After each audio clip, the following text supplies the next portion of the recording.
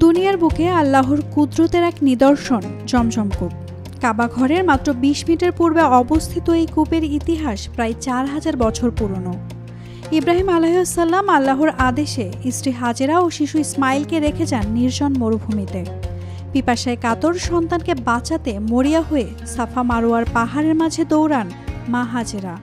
ঠিক তখনই ইসমাইল আলাইহিসসালামের পায়ের আঘাতে জমিন ফেটে বেরিয়ে আসে জমজমের পানি। কালের আবর্তে কূপটি হারিয়ে যায়। তবে শতাব্দী পরে নবী মুহাম্মদ সাল্লাল্লাহু আলাইহি ওয়াসাল্লামের দাদা আব্দুল মুত্তালিব এক স্বপ্নের নির্দেশ পান, খনন করো জমজম। স্বপ্নই হয় পথপ্রদর্শক, কূপ পুনরায় জেগে ওঠে পৃথিবীর জন্য। জমজম কূপ থেকে প্রতি সেকেন্ডে উত্তোলন করা হয় প্রায় ৮,০০০ লিটার পানি, প্রতিদিন প্রায় ৭০০ মিলিয়ন লিটার। এত পানি তোলা হলেও কূপের পানি কখনো শুকায় না। টানা সপ্তমবারের মতো বেস্ট টিস্যু পেপার ব্র্যান্ড হিসেবে স্বীকৃতি পেয়েছে বসুন্ধরা টিস্যু।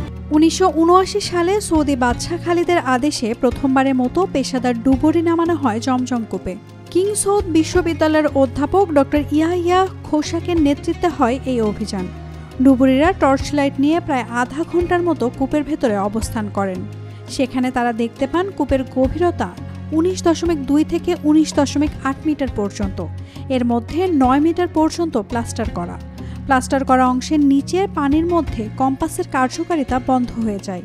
একেবারে নিচে নেমে তারা ধাতব বালতি সহ বিভিন্ন পরিত্যক্ত জিনিস দেখতে পান। কূপের আশপাশ থেকে সাবমার্সিবল পাম্প দিয়ে উত্তোলন করা হয় পানি। এতে কূপের ভেতর পানির স্তর ৫ মিটারে নেমে আসে। তখনই কয়েক মিনিটের জন্য পানির উৎস দেখতে পেয়েছিলেন ডুবুরিরা।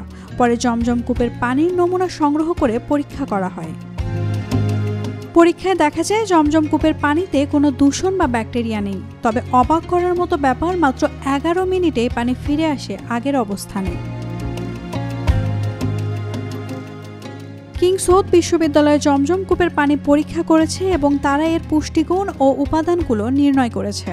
জমজম কূপের পানির কোনো রং বা গন্ধ নেই, তবে এর বিশেষ স্বাদ রয়েছে।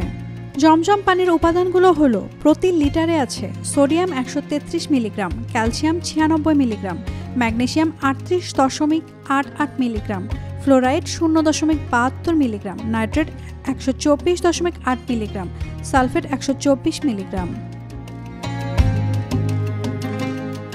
জমজম কূপের বিভিন্ন ফজিলত হাদিসে বর্ণিত হয়েছে। রাসূল সাল্লাল্লাহু আলাইহি ওয়াসাল্লাম বলেছেন, জমজমের পানি হচ্ছে বরকতময় এবং তৃপ্তিদায়ক। আরও বলেছেন, জমজম হলো পৃথিবীর সর্বোত্তম পানি। প্রতি বছর হাজিরা বোতলে করে পানি নিয়ে যান। কেউ দোয়ায় ব্যবহার করেন, কেউ অসুস্থতায়। কিন্তু কখনোই শোনা যায়নি জমজমের পানি শেষ হয়ে গেছে। তাই জমজম কূপ মানুষের জন্য মহান সৃষ্টিকর্তা আল্লাহর এক অপূর্ব নেয়ামত ও বরকতময় উপহার বলে মনে করা হয়। বৈজ্ঞানিক গবেষণাতেও এই পানির উপকারিতা প্রমাণিত। জমজম শুধু একটা কূপ নয়, এটি বিশ্বাস, ইতিহাস আর রহস্যের এক অনন্ত প্রবাহ। যুগ যুগ ধরে তার পানিতে মিলেছে শারীরিক আর আত্মিক প্রশান্তি। বিজ্ঞানের চোখেও এটি এক ব্যতিক্রমী বিস্ময়। নাওমি নাসরিন, ডেইলি সান।